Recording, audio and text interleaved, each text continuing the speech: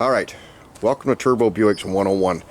This channel is primarily set up for people who have just purchased a Turbo Regal, for the novice, and for guys and gals who would like to go racing and, well, try and do it on a budget. Own the vehicle, this 87 GN, for about 15 years.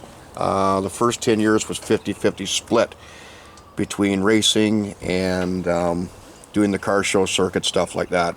5 years ago I got the racing bug, and the car it hasn't seen the street for probably 2 to 3 years, and it's raced every weekend from mid-April to late October. It's run a best of 671 at 104.67 on 25 psi of boost. I'm not one of these guys who posts a number in his signature at the bottom of a Buick board and then sits in a coffee shop.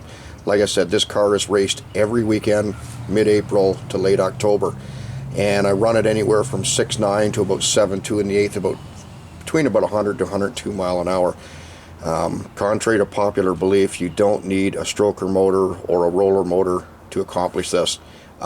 These short blocks, bone stock, are good right to bottom 10s, 10.2, 10.3, with no knock retard. They'll hang together, no problem. Alright, let's go over the engine on this one real quick.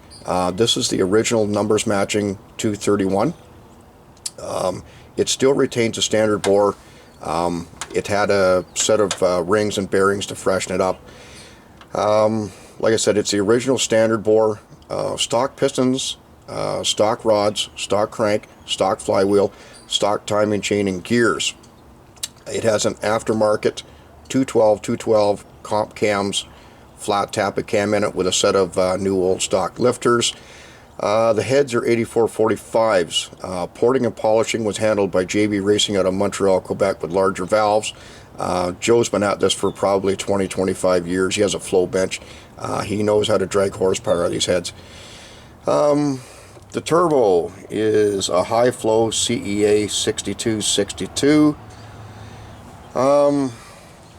What else have we got going on here? The converter is an old school art car 16930, which stalls around 3,000 RPM.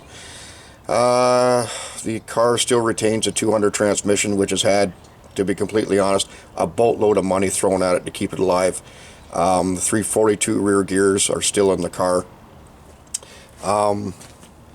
We've also got the stock ECM has been retained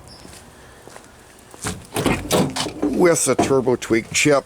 I'm not running an aftermarket fuel management system. It isn't required to go that quick.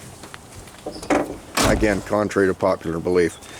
But anyway, we'll be doing more videos, how-to videos, and a whole lot of other stuff. And anyway, hope you guys enjoy the channel, and talk to you later. Bye bye.